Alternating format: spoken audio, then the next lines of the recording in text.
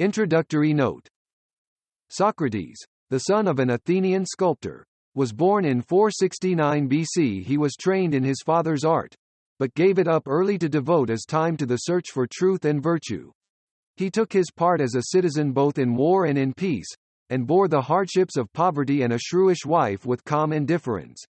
He did not give formal instruction after the fashion of other philosophers of his time, but went about engaging people in conversation, seeking, chiefly by questions, to induce his contemporaries, and especially the young men, to think clearly and to act reasonably.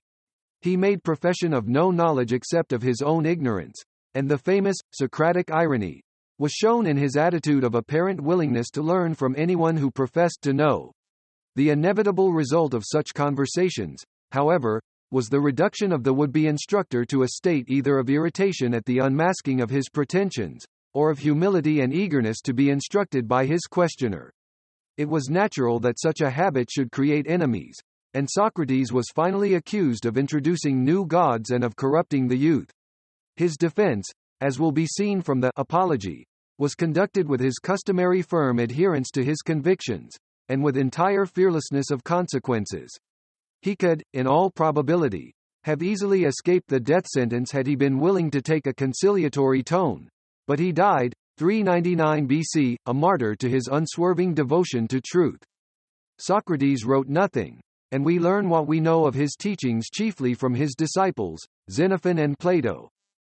Plato was also an Athenian, born in 428 BC of a distinguished family. He became a disciple of Socrates at the age of 20, and after the death of his master he traveled in Egypt, Sicily, and elsewhere, returning to Athens about 388. Here he established his school of philosophy in a garden near a gymnasium, called the Academy, and here he spent the last 40 years of his life, numbering among his pupils his great rival in philosophical renown, Aristotle. Unlike Socrates, Plato took no part in the civic life of Athens, but he was much interested in political philosophy, and is said to have been consulted by statesmen both at home and abroad.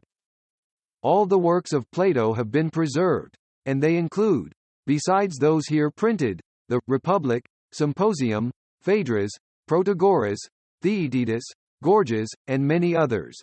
They take the form of dialogues, in which Plato himself appears, if at all, only as a listener, and in which the chief speaker is Socrates.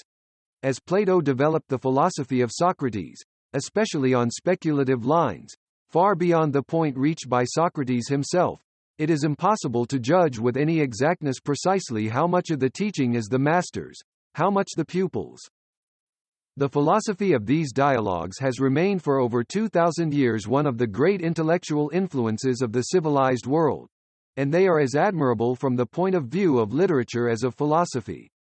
The style is not only beautiful in itself, but is adapted with great dramatic skill to the large variety of speakers, and the suggestion of situation and the drawing of character are the work of a great artist. The three dialogues here given are at once favorable examples of the literary skill of Plato and intimate pictures of the personality of his master.